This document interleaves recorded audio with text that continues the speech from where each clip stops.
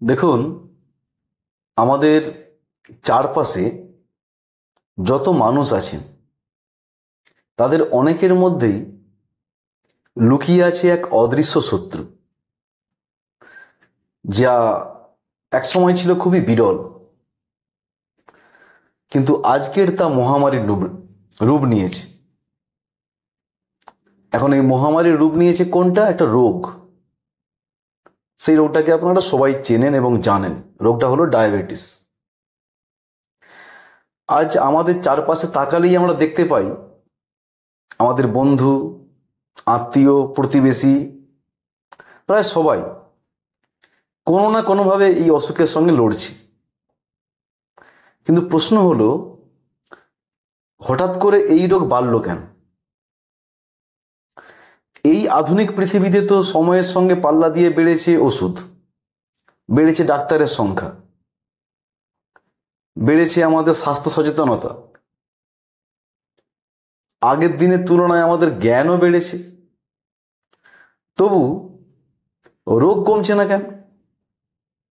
বিজ্ঞানীরা বলছেন এর উত্তর কিন্তু লুকিয়ে আছে আমাদের খাদ্যাভ্যাসে, বিশেষত এক মিষ্টি বিষে, যেটাকে আমরা বলছি চিনি।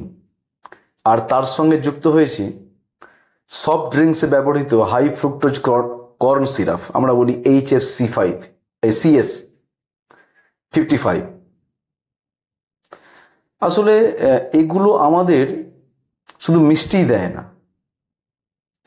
শরীরের ভেতরে এক দুষ্ট চক্র তৈরি করে, এবং এই দুষ্ট চক্র তৈরি করে আমাদের শরীরের মধ্যে ইনসুলিন রেজিস্ট্যান্স, স্থূলতা, ডায়াবেটিস আর হৃদরোগের পথও খুলে দেয়। আজকের আমি বলার চেষ্টা করব এই চিনি আমাদের শরীরে ঠিক কিভাবে কাজ করে, কেন তা আমাদের মধ্যে একটা আসক্তির মতো আচরণ করে, আর কিভাবে লুকিয়ে লুকিয়ে আমাদের যে সুস্থতাকে তারা নষ্ট করে দিচ্ছে। আপনারা একটু খোঁজ খবর করলেই দেখতে পাবেন গত 150 বছর ধরে টাইপ 1 আর টাইপ 2 নামক দু ধরনের ডায়াবেটিস গোটা পৃথিবীতেই হু হু করে বাড়ছে। এখন এমন অবস্থা যে শহর থেকে গ্রাম সব জায়গাতেই আমরা ডায়াবেটিসের রোগীদের দেখতে পাই। এখন বাজারে অনেক ওষুধও এসেছে, এত সত্ত্বেও আমাদের রোগটা কিন্তু কমছে না। অথচ আজ থেকে 200 বছর আগেও রোগটা ছিল একেবারেই বিরল। এখন অনেকেই বলবেন যে তখন হয়তো মানুষ বেশি ব্লাড টেস্ট করতো না, তারা চিকিৎসকের শরণাপন্ন হতো না, এই কথাগুলো অনেকে বলতে পারেন। কিন্তু একেবারে ছিল না আমি সে কথা বলছি না, বলছি যে এইটার সংখ্যাটা ছিল বিরল। খ্রিস্টপূর্ব 6ষ্ঠ শতকে আমাদেরই দেশের চিকিৎসক সুশ্রুত তিনি লিখে গিয়েছিলেন, ডায়াবেটিসের রোগীর প্রস্রাব খুব মিষ্টি হয়, আর এই রোগটা বেশি দেখা যায় যারা একটু মোটা আর যারা একটু ভোজনবিলাসী মানুষ তাদের মধ্যে। কিন্তু তিনিও কিন্তু এটা বলছেন যে ওই সময় কিন্তু এই রোগটা একটু বিরল ছিল, কিন্তু এখন তা একেবারে মহামারীর রূপ ধারণ করেছে। আজকের দিনে তো প্রায় 95% ডায়াবেটিসকে আমরা বলি টাইপ 2 ডায়াবেটিস। এখন শুধু ডায়াবেটিস নয়, এর সঙ্গে সঙ্গে পাল্লা দিয়ে বেড়েছে হৃদরোগ, ক্যান্সার, স্ট্রোক, অ্যালঝাইমার। এই সব রোগ একেবারে মৃত্যুর প্রধান কারণের তালিকায় উঠে এসেছে। কোশ্চেনটা হলো, হঠাৎ এতগুলো রোগ কেন বাড়ছে? যদিও এর উত্তর পাওয়া কিন্তু সহজ বিষয় নয়। বিভিন্ন গবেষক বিভিন্ন গবেষণা করছেন, তাদের মধ্যে অনেক বিতর্ক আছে। আমি সবগুলোর মধ্যে একটা সামারাইজ করার চেষ্টা করব যে কি ঘটনাটা ঘটছে। অনেক গবেষক বলছেন যে চিনি, যেটাকে আমরা বলি সুক্রোজ, আর হাই ফ্রুক্টোজ কর্ন সিরাপ, এই দুটো হলো ডায়াবেটিস আর স্থূলতার মূল চালিকা শক্তি। যেমন আমরা বলি যে ধূমপান করলে ফুসফুসের ক্যান্সার হয়, যদিও সবাই যে ফুসফুসের ক্যান্সারে ভোগেন তা কিন্তু নয়। আবার সব ফুসফুসের ক্যান্সারই যে ধূমপানজনিত তাও কিন্তু নয়। তবু আমরা ধূমপানকে ক্যান্সারের একটা বড় কারণ হিসেবে ধরতে পারি।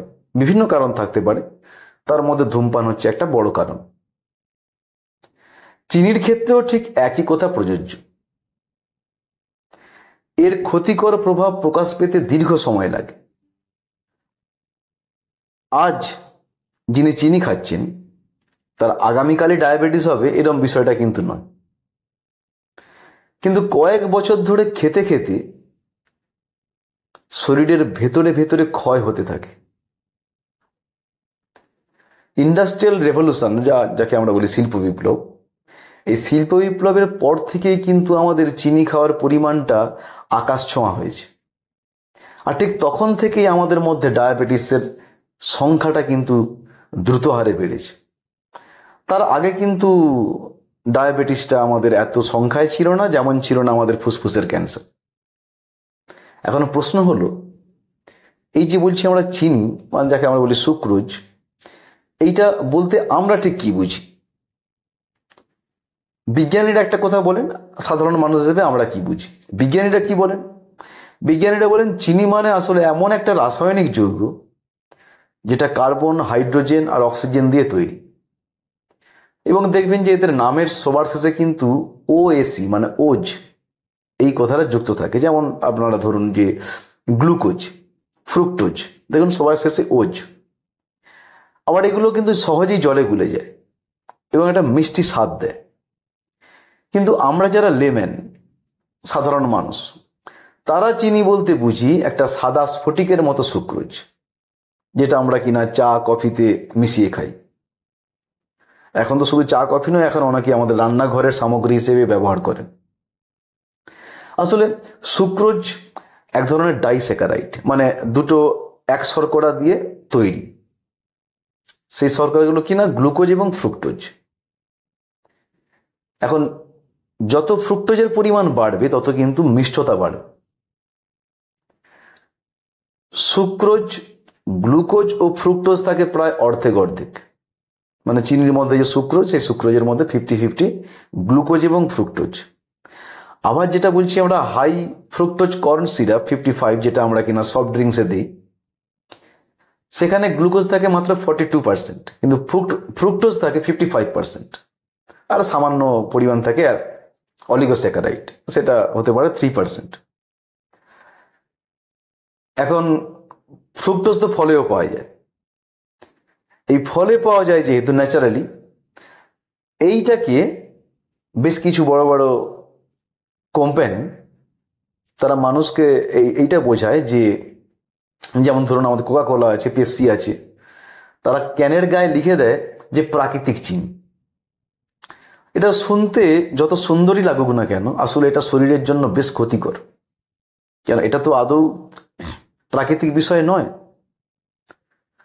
অনেকে বলেন চিনি নাকি এক ধরনের নেশা, এক ধরনের অ্যাডিকশন। এটা হয়তো পুরোপুরি মাদকের মতো নয়, কিন্তু সত্যি আমাদের মস্তিষ্কে যে পুরস্কার কেন্দ্র আমরা বলি রিওয়ার্ড সেন্টার আছে, নিউক্লিয়াস অ্যাকাম্বেন্স, সেখানে চিনির প্রতিক্রিয়াটা অনেকটা নিকোটিন বা অ্যালকোহলের মতোই কাজ করে।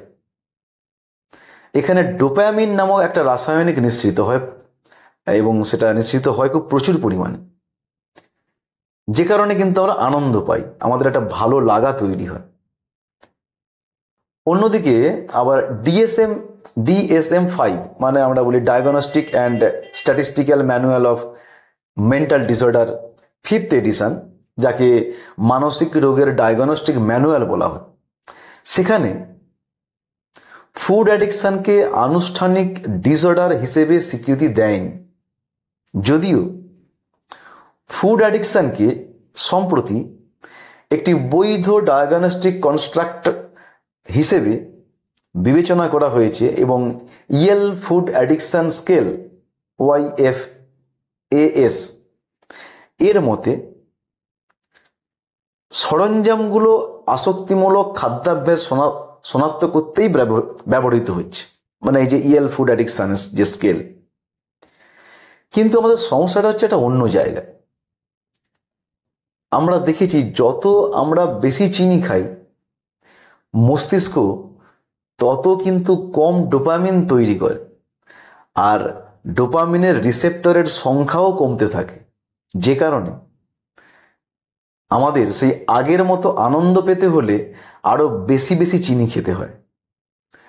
এটাকে বলা হয় ডোপামিন ডাউন রেগুলেশন। তাই অনেকে বলেন চিনি প্রকৃতপক্ষে আমাদের মধ্যে আসক্তি তৈরি করে, যদিও এটা নিয়ে বহু রকম বিতর্ক আছে।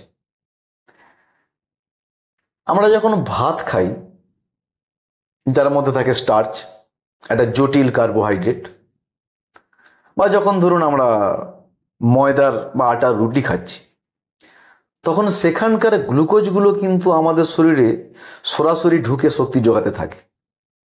আমাদের পেশি, মস্তিষ্ক, এমনকি শরীরের নানা টিস্যু সেই গ্লুকোজকে জ্বালানি হিসেবে ব্যবহার করে।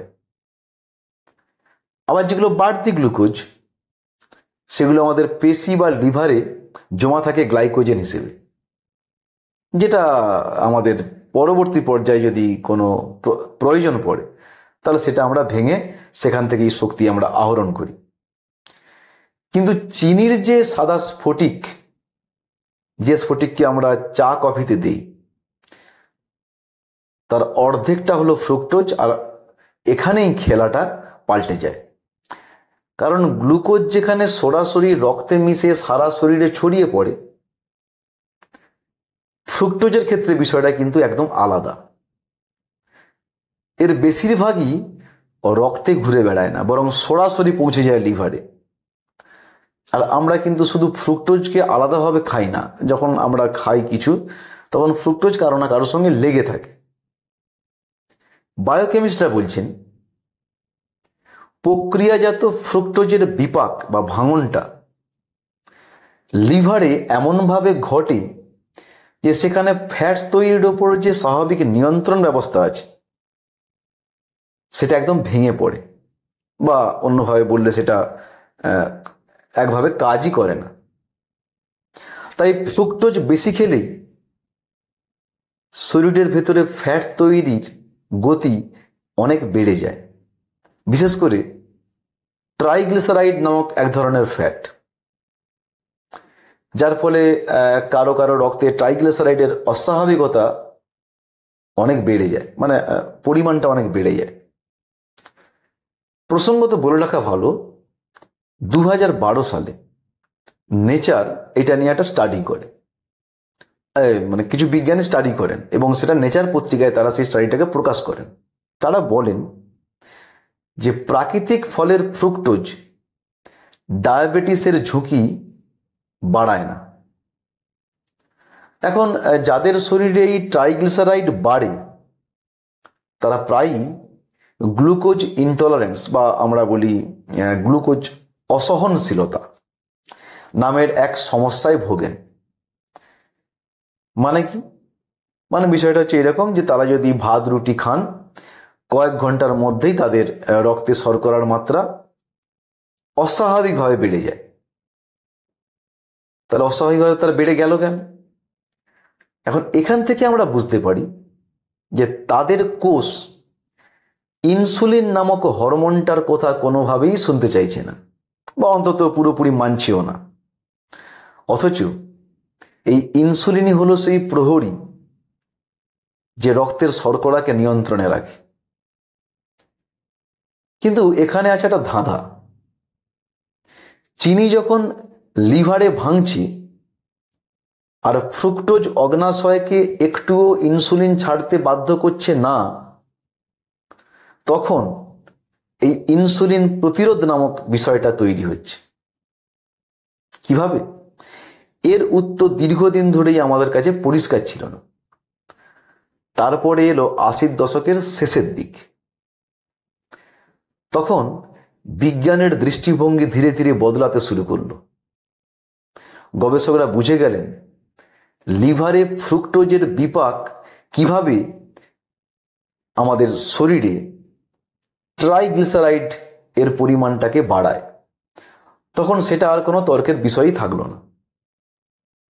এর আগেও কিন্তু ডাক্তাররা বলতেন যে কম খেলে, ব্যায়াম করলে, আর যদি আমরা দুশ্চিন্তা না করি, দুশ্চিন্তা তো থাকবেই, কম করলে রক্তের কোলেস্টেরল আর ট্রাইগ্লিসারাইড কমে যাবে। এর সঙ্গে চিনির কোনো ভূমিকাই নেই। এমনকি পাঠ্যপুস্তকেও লেখা থাকতো যে এদের বাড়া কমার সঙ্গে চিনির কোনো যোগসাজশই নেই। কিন্তু নতুন যে গবেষণাগুলো বেরিয়ে আসছে সেগুলো প্রমাণ দিচ্ছে যে না, আসলে চিত্রটা অন্যরকম। শুধু আমি কম খেলাম বা ব্যায়াম করলাম বা দুশ্চিন্তা করলাম না, এটা করলেই কিন্তু যথেষ্ট নয়। চিনি, বিশেষ করে ফ্রুক্টোজ, লিভারের ভেতর এমন এক রাস্তা দিয়ে ভাঙে যে সেটাই শরীরের অতিরিক্ত ফ্যাট জমার জন্য বিশেষভাবে দায়ী। সহজ করে বললে ভাত রুটি থেকে পাওয়া গ্লুকোজ আমাদের শরীরের জন্য অনেকটা স্বাভাবিক বিপাকীয় পদ ব্যবহার করে। কিন্তু চিনির ফ্রুক্টোজ শরীরের নিয়ম ভেঙে, মানে স্বাভাবিক যে প্রক্রিয়া, সেই প্রক্রিয়ার বাইপাস করে সরাসরি লিভারে গিয়ে ফ্যাটে পরিণত হয়। আর এই প্রক্রিয়ায় ডায়াবেটিস, স্থূলতা আর হৃদরোগের আসল ভিত রচনা করে। 1988 সালে স্ট্যানফোর্ড বিশ্ববিদ্যালয়ের এন্ডোক্রিনোলজিস্ট জেরাল্ড রিভেন এটি গুরুত্বপূর্ণ কনসেপ্ট দেন। তিনি বলেন যে টাইপ 2 ডায়াবেটিসের মূল সমস্যা হলো ইনসুলিন প্রতিরোধ। আমাদের শরীরে ইনসুলিন নামের হরমোনটি আমাদের অগ্নাশয় যে আছে সেই অগ্নাশয়ের বিটা কোষ থেকে ক্ষরিত হয়। রক্তের শর্করা নিয়ন্ত্রণে এর একটা গুরুত্বপূর্ণ ভূমিকা আছে। কিন্তু অনেকের শরীরে এমন অবস্থা তৈরি হয় যে ইনসুলিন ঠিকভাবে কাজ করতে পারে না। এটাকেই আমরা বলি ইনসুলিন রেজিস্ট্যান্স। তখন শরীর সেই প্রতিরোধ কাটিয়ে উঠতে আরো বেশি ইনসুলিন তৈরি করতে থাকে।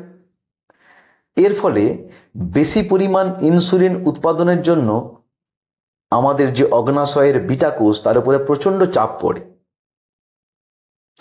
তবে এখানে একটা বিষয় দেখা যায় যে সবাই কিন্তু ডায়াবেটিসে ভোগেন না। কেউ কেউ দীর্ঘদিন ধরে প্রচুর ইনসুলিন তৈরি করে পরিস্থিতিকে সামলে নিতে পারেন। কিন্তু এই ঘটনা যদি দীর্ঘকালীন হয় বা দীর্ঘদিন ধরে চলে, তাহলে কিন্তু বিপদের পরিমাণটা যায় বেড়ে। কারণ অতিরিক্ত ইনসুলিন বা যাকে আমরা বলি হাইপার ইনসুলিনেমিয়া আমাদের শরীরে নানা ক্ষতি ডেকে আনে। যেমন ধরুন, এটা আমাদের রক্তে ট্রাইগ্লিসারাইড বাড়ায়, ভালো কোলেস্টেরল যাকে আমরা বলছি না এইচডিএল, মানে হাই ডেন্সিটি লাইপোপ্রোটিন, সেটা কমিয়ে দেয়। আবার আমাদের ব্লাড প্রেশারটাকেও বাড়িয়ে দেয়। এইভাবে ইনসুলিন রেজিস্ট্যান্সকে আবার বাড়িয়ে তোলে, যে কারণে শরীর একটা দুষ্ট চক্রে পড়ে যায়। মানে বিষয়টা দাঁড়ায় এইরকম যে বেশি ইনসুলিন নিঃসরণ, আরো ইনসুলিন প্রতিরোধ, আবারও বেশি ইনসুলিন নিঃসরণ। এই যে ঘূর্ণাবর্ত, এই ঘূর্ণাবর্ত থেকে বের হতে না পারলেই আমাদের ডায়াবেটিস আসে, আর সেখান থেকে আসে আমাদের হৃদরোগের ঝুঁকি। এই বিষয়টা বোঝার জন্য একটা সহজ উদাহরণ এর কথা ভাবা যাক। যেমন ধরুন, আপনি একটা গাড়ির ইঞ্জিন স্টার্ট দিচ্ছেন, কিন্তু ইঞ্জিন কোনোভাবেই স্টার্ট নিচ্ছে না। তখন আপনি কি করবেন? আপনি গাড়ির চাবি ঘুরিয়েই যাবেন, বারবার চাপ দেবেন, হয়তো এক সময় ইঞ্জিন স্টার্ট নেবে, কিন্তু ততক্ষণে ব্যাটারি কিন্তু আপনার অনেকটা ড্রেন হয়ে যাবে। শরীরে ইনসুলিন রেজিস্ট্যান্সও অনেকটা ঠিক তেমন। শরীরে বারবার চাপ পড়ে, ইনসুলিন ক্ষরণ করে, কিন্তু এতে ভেতরের সিস্টেমে আরো বিগড়ে যায়। এই পুরো সমস্যায় স্থূলতা বা মোটা হওয়া, যাকে আমরা অবেসিটি বলি, কখনো কারণ হয়, আবার কখনো হয় পরিণতি। অর্থাৎ ওজন বাড়লে ইনসুলিন প্রতিরোধ বাড়ে, আবার ইনসুলিন প্রতিরোধ থাকলে সহজেই ওজন বাড়ে। তাই আজকের খাদ্যাভ্যাসে সবচেয়ে বড় কালপ্রিট হলো চিনি এবং হাই ফ্রুক্টোজ কর্ন সিরাপ 55, কারণ এগুলো দ্রুত রক্তে শর্করার পরিমাণ বাড়ায়, ইনসুলিন নিঃসরণ বাড়ায় এবং শেষমেশ শরীরকে সেই দুষ্ট চক্রে ফেলে দেয়। আর ঠিক এই কারণেই আমাদের স্থূলতা, ডায়াবেটিস এবং হৃদরোগের সৃষ্টি হয়। অর্থাৎ আমাদের দৈনন্দিন জীবনে অতিরিক্ত মিষ্টি খাবার মানে কেবল মিষ্টি আস্বাদ নয়, বরং শরীরের ভেতরে একটি ধ্বংসাত্মক চক্রের সূচনাও। অতএব মিষ্টি থেকে দূরে থাকুন। সবাই ভালো থাকবে।